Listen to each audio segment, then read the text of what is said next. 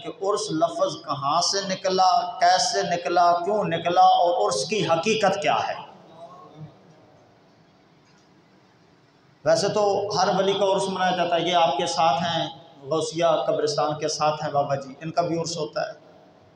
मियां मीर उर्स होता है। मूसा ज़ंजानी रहमतुल्लाह अलैह का पीछे उर्स चल रहा था शायद। तो जहाँ भी औलियाए कराम के मज़ार हैं तो वहाँ उर्स होते हैं। आज के इस खुतबे में आपने कोशिश करनी है समझने की कि ये उर्स लफ्ज़ क्या है, कहाँ से निकला। और एक बात बता दूँ, उर्स वो लफ्ज़ है जो तेरे और मेरे महबूब हज़रत मोहम्मद मुस्तफ़ा सल्लल्लाहु अलैहि वसल्लम की ज़बान से निकला है। कहाँ निकला, कैसे निकला, आए उस तरफ चलते हैं। तो याद रखिएगा, ये उर्स होते आए हैं और ता सुबह क़यामत ये उर्स होते रहेंगे। किसी के रोकने से, हालांकि लोगों ने बड़ी कोशिशें की हैं इन उरूस को रोकने की, औलियाए कराम के मज़ार पे जाने में मुमानत, इसमें शिर्क के फतवे, बिदअत के फतवे, तरह तरह के फतवे लगाए, लेकिन सदियां गुजर गई हैं। दाता अली अजमेरी रहमतुल्लाह अलैह के दरबार पे पहले से ज़्यादा भीड़ बढ़ती जा रही है। इसकी एक वजह, आप में से कोई शख्स हो, उसको अगर हम लोग इज़्ज़त दें महल्ले वाले, मुमकिन है 10 दिनों के बाद उससे इज़्ज़त छीन भी लें। हो सकता है या नहीं हो सकता।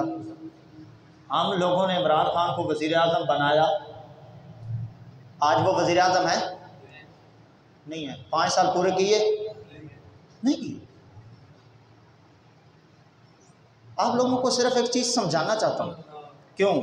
इसलिए कि उनको वज़ीर आज़म ने भी हमने बनाया और वज़ारत की कुर्सी से उतारा भी हमने।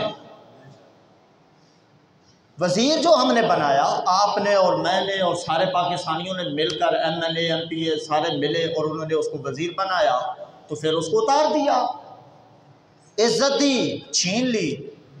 तो किसी को भी आप मोहल्ले में किसी को काउंसलर बनाए, मेंबर बनाए, इख्तियार है, उससे छीन सकते हैं। लेकिन याद रखिए, जिसको इज्जत मेरा रब देना, तू और मैं नहीं छीन सकते। आप इत्तफाक करें या न करें, जिसको इज्जत कौन दे? और जिसको तूने और मैंने इज्जत दी, उससे तो हमने इज्जत छीन ली। लेकिन जिसके बारे में रब कहे, ओ लोगों तुम मेरा जिक्र करो, तो फिर देखना मैं तुम्हारे चर्चे कैसे करता हूँ। फिर उसमें तेरी और मेरी कोशिश कुछ नहीं कर सकती। जितनी मर्जी आप पाबंदियाँ लगा लें, दाता अली अजमेरी रहमतुल्लाह अलैह का दरवाज़ा खुला है, इंशाअल्लाह क़यामत की सुबह तक खुला रहेगा। चाहने वाले आ रहे हैं, क़यामत की सुबह तक आते रहेंगे। ये मामला कम नहीं होने वाला, हर साल बढ़ चढ़ कर ये काम हो रहा है। इसलिए कि दाता अली अजमेरी को इज़्ज़त न तूने दी है न मैंने दी है। दाता अली अजमेरी को इज़्ज़त किसने दी है? अल्लाह। आप खुद फरमाते हैं, आपका अपना कौल है, फरमाया मन नाज़रा इलल खल्क़ि हलका व मन नाज़रा इलल खालिक़ि मालका। लोगों, जो बंदा मखलूक की तरफ देखता है ना, अपने नीचे वाले की तरफ देखता है, वो हलाक हो जाता है। और जो मखलूक की तरफ नहीं देखता, अपने खालिक को देखता है, मालका। तो वही बात कि हुजूर आप तो नमाज पढ़ रहे हैं, तो भेड़िए ने कब से बकरियां चरानी शुरू की? तो आपने फरमाया जब से मैं मौला का हो गया हूँ, सारी कायनात मेरी हो गई है। उस बच्चे के कौल की मैं और वजाहत कर देता हूँ कि जब बंदा, दाता अली अजमेरी रहमतुल्लाह अलैह फरमाते हैं, मखलूक की तरफ देखता है, मखलूक के सामने झुकता है, मखलूक को सर सर कहता है, मखलूक के लिए सब कुछ करता है, फरमाया वो हलाक हो जाता है। तो दाता अली अजमेरी फरमाते हैं हमने मखलूक को नहीं देखा, मखलूक हमारे सामने भी आई। दाता अली अजमेरी रहमतुल्लाह अलैह जिस वक्त लाहौर आए और आपने तबलीग का काम शुरू किया, हाकिम लाहौर जो था उसको ये बात अच्छी न लगी, गैर मुस्लिम था, उसने कहा दाता अली अजमेरी को यहाँ से निकालो। उसके सिपाही दाता अली अजमेरी के पास आए, फरमाया हम निकालना चाहते हैं। फरमाया हम अपनी मर्जी से नहीं आए, मालिक की मर्जी से आए। हम अपनी मर्जी से नहीं आए, खालिक की मर्जी से आए हैं। जब अपनी मर्जी से नहीं आए तो अपनी मर्जी से जाएंगे भी नहीं, जब वो कहेगा तो जाएंगे। उन्होंने क्या किया, मैंने पढ़ा, उन्होंने आपका खैमा जलाने की कोशिश की, आग लगाई आपके खैमे को। जिस झोपड़ी में आप इबादत कर रहे थे कि जल जाएगी, न रहेगा बांस, न बजेगी बांसुरी। रवायात में आता है बड़ी कोशिश की लेकिन खैमा न जल सका। वापस गए तो हाकिम को बताया, हुजूर वो तो मामला इस तरह, वो जलाल में आ गया। उसने कहा मैं उसको निकालता हूँ जो बड़ा दरवेश बना फिरता है, लोगों को इस्लाम की दावत देता है, मैं यहाँ से निकालता हूँ। उसने अभी इरादा ही किया, देखा उसका अपना घर चलना शुरू हो गया। कोशिश की कि घर की आग बुझे लेकिन न बुझ सकी। दौड़ के गया हुजूर दाता अली अजमेरी रहमतुल्लाह अलैह के कदमों में, अर्ज करता है हुजूर माफ़ी चाहता हूँ। फरमाया जा, तुझे माफ़ भी किया, घर तेरे पहुँचने से पहले तेरी आग बुझ गई होगी। मन नज़र इलल खालिक, जो खालिक की तरफ देखता है माला का, वो मालिक हो जाता है। वो परिंदों पे भी मलकियत है उसकी, दरिंदों पे भी मलकियत है, इंसान भी फिर उसके दरवाजे पे आके, उसकी चौखट के आके सलूट मारते हैं और कहते हैं दाता अली अजमेरी कल भी तेरे दर का खा रहे थे, आज भी तेरे दर का खा रहे हैं।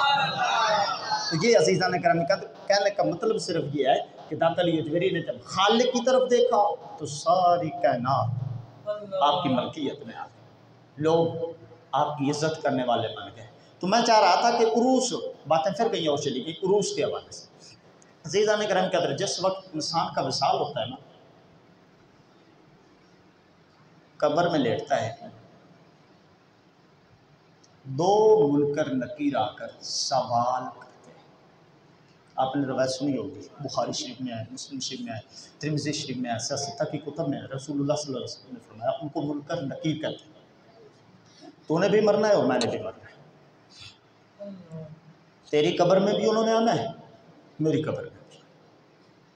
और जो भी मरता है, यहाँ तक कि हिंदू मर गया तो हिंदू की कब्र में भी आते हैं, सिख मर जाए तो सिख की कब्र में भी आते हैं, यहूदी मर जाए तो उसकी कब्र में भी आते हैं। दो फरिश्ते आते हैं, उनको कहते हैं मुनकर नकीर। क्या कहते हैं? और कब्र में आके बंदे का इम्तिहान लेते हैं। इम्तिहान गाह है कब्र। पहला इम्तिहान है, दो मुम्तहिन हैं। कितने? इम्तिहान लेने वाले दो हैं, इम्तिहान देने वाला एक है। रवायत में आता है कि बंदे को उठा कर बिठा दिया जाता है और वो मुनकर नकीर आके सवालों का जवाब लेते हैं कि बता। पहला सवाल पूछते हैं, मर रब्बुक, बता बंदे तेरा रब कौन है? तेरा पहला सवाल, मर रब्बुका, तेरा रब कौन है? यह सवाल याद कर लेना और ट्राई करना है इसका जवाब देने की, ताकि कल कब्र में वो जब आएँ तो हमारे पास इसका जवाब हो। रसूलुल्लाह सल्लल्लाहु अलैहि वसल्लम की नज़र इनायत है, उनकी रहमत है कि कब्र में जाने से पहले अपने उम्मतियों को सवाल भी बता दिए, सवालों के जवाब भी बता दिए। हालांकि ऐसा किसी इम्तिहान में नहीं होता कि इम्तिहान लेने से पहले पर्चा आउट कर दिया जाए। अगर पर्चा आउट हो जाए तो इम्तिहान कैंसिल हो जाता है कि दोबारा फिर पेपर बनेगा, फ़लाँ डेट को दोबारा फिर ये इम्तिहान होगा। क्यों? पर्चा आउट हो गया, बच्चों को सवाल का पता चल गया, इन्होंने जवाब तैयार कर लिए, लिहाजा ये इम्तिहान नहीं लेंगे। मैं कुर्बान जाऊँ, रसूलुल्लाह सल्लल्लाहु अलैहि वसल्लम आपको कितना प्यार है अपनी उम्मत से कि इम्तिहान कब्र में लेना है और इम्तिहान से पहले अपने उम्मतियों को बता दिया, मेरे उम्मतियों कब्र में ये 3 सवाल होने हैं, इनके जवाब तैयार कर। पहला सवाल क्या है? मर रब्बुक। क्या सवाल है? मर रब्बुका, बता तेरा रब कौन है। और नेक बंदा, साले बंदा, मुत्तकी परहेज़गार बंदा, इससे हम वली लेंगे कि अल्लाह का वली कहता है रब्बी अल्लाह, पूछने वालों मेरा रब मेरा अल्लाह है। कौन है? अल्लाह। सवाल हर किसी से होना है, तेरे से भी और मेरे से भी होना है, गुनाहगार से भी होना है, बदकार से भी होना है, फासिक और फाजिर से भी होना है, मुस्लिम गैर मुस्लिम से भी होना है, वली से भी होना है, कुतब से भी होना है, गौस से भी होना है, अब्दाल से भी होना है। सवाल हर किसी से होना है। लेकिन आज मैंने जिस हस्ती को लेना है वो है औलिया। वो कहते हैं रब्बी अल्लाह, हमारा रब कौन है? अल्लाह। दूसरा सवाल करते हैं, मा दीनु का, बता तेरा दीन क्या है, बता तेरा दीन क्या है। दीन इस्लाम, मेरा दीन इस्लाम है। वो अल्लाह का वली कहता है मेरा दीन इस्लाम। उन्होंने कहा ठीक है। तीसरा सवाल जो होना है, रवायात में आता है कि कब्र में तेरे और मेरे महबूब हज़रत मुहम्मद सल्लल्लाहु अलैहि वसल्लम आपकी आमद होनी है। रसूलुल्लाह सल्लल्लाहु अलैहि वसल्लम कब्र में हाजिर होंगे तो सवाल होगा, मा तक़ूलु फ़ी हक़्क़ि हाज़र रजुल, ऐ बंदे ये बता कि तू इस हस्ती के बारे में क्या कहता था। दुनिया में इस हस्ती के बारे में तू क्या कहता था। और जो आशिक होगा वो पहचान लेगा, वो कहेगा हाज़ा रसूलुल्लाह सल्लल्लाहु अलैहि वसल्लम। ये कोई आम हस्ती नहीं, ये वो हस्ती है कि सारी ज़िंदगी मैंने इनकी इत्तिबा, सारी ज़िंदगी मैंने इनका कहना मानना है, सारी ज़िंदगी इनके दीदार के लिए मैं तरसता रहा हूँ, मैं जानता हूँ ये मेरे रसूल है। कितने सवाल हुए? 3। पहला मर रब्बू का, दूसरा मा दीनु का, तीसरा मा तक़ूलु फ़ी हाज़र रजुल, ऐ बंदे इस हस्ती के बारे में क्या कहता। जिस टाइम अल्लाह का वली इन तीनों सवालों का जवाब दे देता है, उस वक्त अल्लाह रब्बुल आलमीन फरमाते हैं गैब से आवाज़ आती है। हदीस में आता है गैब से आवाज़ आती है, मेरे फरिश्तों इसके लिए जन्नत का बिस्तर बिछा दो। किसका बिस्तर? जन्नत का बिस्तर बिछा दो। मेरे फरिश्तों इसको जन्नत का लिबास पहना दो। मेरे फरिश्तों इसकी कब्र को खोल दो ताकि जन्नत की हवा इसकी कब्र में दाखिल हो सके। मौला कितना खोलें? फरमाया जहां तक इसकी नजर पहुंचती है वहां तक कब्र को खोल दो। सही हदीस है मेरे मुस्तफ़ा करीम सल्लल्लाहु अलैहि वसल्लम की। वो फरिश्तों को कहा जा रहा है, किन को? सुनिए किन को। दातली हजवेरी का फिर वो कौल लाता हूँ, मन नज़र इलल खल्क़ि हलका व मन नज़र इलल खालिक़ि मालाका। जिस वक्त वो इम्तिहान लेने के लिए आए, मुम्तहिन मुनकर नकीर, उनसे कहा जा रहा है इसके लिए बिस्तर बिछाओ, इसके लिए जन्नत का लिबास लाओ वो पहनाओ, इसकी खिड़की खोलो, इसके लिए ये करो वो करो। हैं मुम्तहिन, लेने इम्तिहान आए हैं। मेरे बच्चे भी बैठे हैं, मुझे ये बताओ कभी ऐसा भी हुआ कि बंदा इम्तिहान देने जाए और जो चेकर हो, मुम्तहिन हो, इम्तिहान लेने वाला सुप्रीडेंट हो, उसको बंदा कह के यार मेरे लिए ये चेयर ला। मुम्तहिन भी कभी चेयर ला के देता है?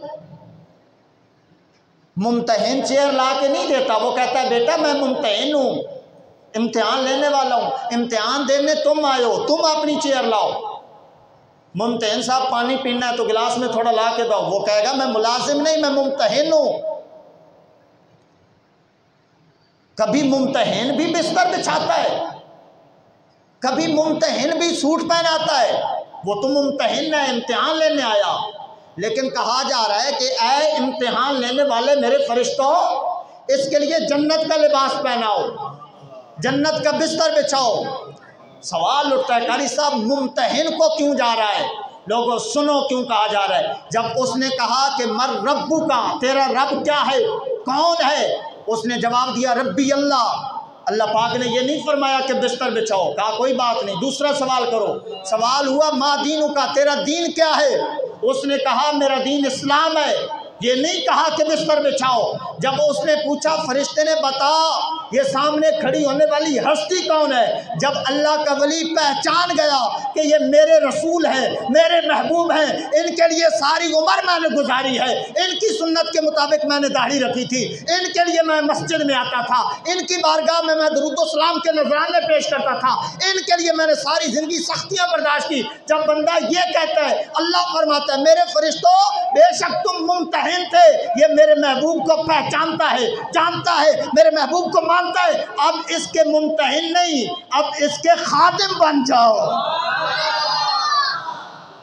पहले मुमतहिन थे, पहले मुमतहिन थे। जब बंदे ने रसूलुल्लाह को पहचान लिया, अल्लाह को पहचानने से वो खादिम नहीं बने, इस्लाम को पहचानने से वो खादिम नहीं बने।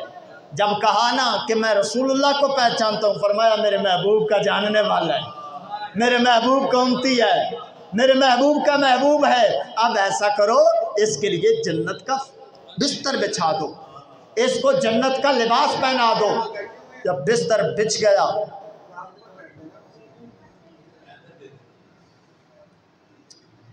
लिबास पहना दिया, खिड़की खुल गई।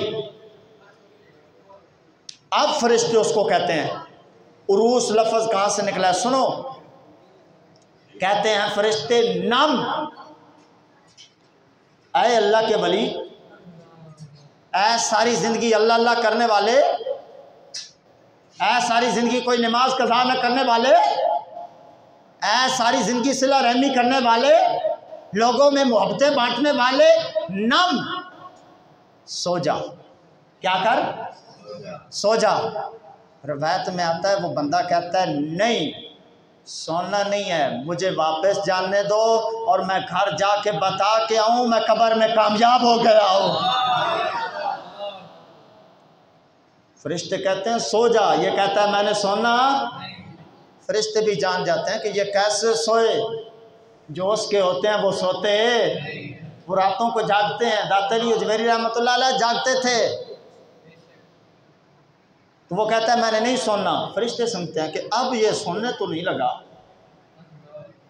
क्या करें? फिर वो एक लालच देते हैं। हदीस में आता है कि फरिश्ते कहते हैं नम का नौमतिल उरूसिल्लती ला युक़िज़ुहु इल्ला अहब्बु अहलिही इलैहि, सो जा उस दुल्हन की तरह जिसको कोई नहीं जगाता सिवाय उसके आपने के। दुल्हन की तरह सो जा। नम का नौमतिल उरूस, उरस निकला है, उरूस, दुल्हन की तरह सो जा। उरस शादी को कहा जाता है, दुल्हन की तरह सो जा जिसको कोई नहीं जगाता सिवाय अपने के। ऐ बंदे, तूने मेरे महबूब को पहचान लिया, तूने रब को पहचान लिया, तूने इस्लाम को पहचान लिया, अब दुल्हन की तरह सो जा, ता सुबह क़यामत तुझे कोई नहीं जगाएगा, क़यामत आने दे तेरा यार ही तुझे जगाएगा। तो ये पहले दिन सवाल होते हैं। किस दिन? पहले दिन। तो पहले दिन उसको कहा जाता है कि उरूस की तरह सो जा। तो इससे निकला उर्स। जब भी वो दिन आता है, 14 अगस्त को क्या हुआ था? सारे बोलो।